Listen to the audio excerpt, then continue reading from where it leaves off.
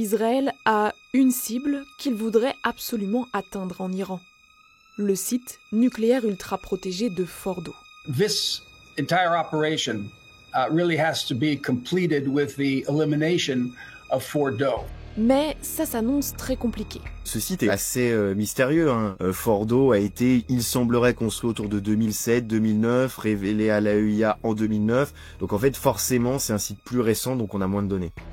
Il est situé à 150 km au sud de Téhéran. Sur les images satellites, on peut apercevoir 3 choses. Un bâtiment en surface, un périmètre de sécurité et des entrées de tunnels. Ces tunnels mènent à l'installation principale, possiblement enfouie à près de 90 mètres de profondeur.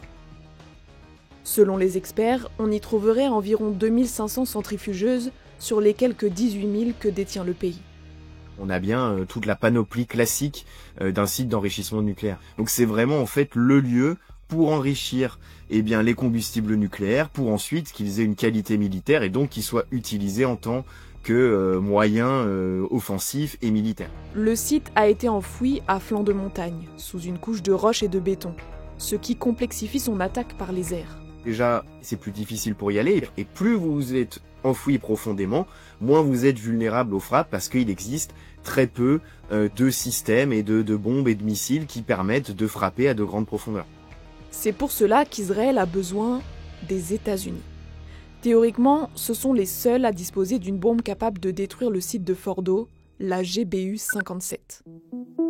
Elle pèse 13 600 kg et pourrait, selon l'armée de l'air américaine, s'enfoncer jusqu'à 60 mètres sous la surface avant d'exploser.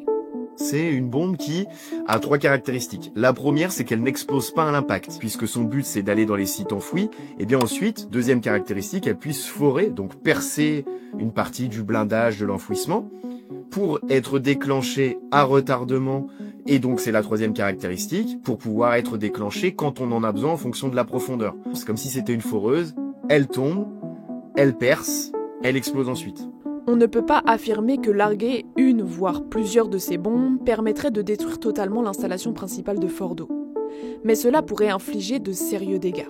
Et si vous détruisez une grande partie du site, si vous le rendez réellement inutilisable, temporairement ou définitivement, même sans toucher ce qui est le plus profondément enfoui, vous pouvez avoir un impact très important quand même. Israël a déjà visé plusieurs sites nucléaires depuis le 13 juin 2025, notamment le plus connu, Natanz. Mais atteindre Fordo pourrait porter un coup plus décisif au nucléaire iranien.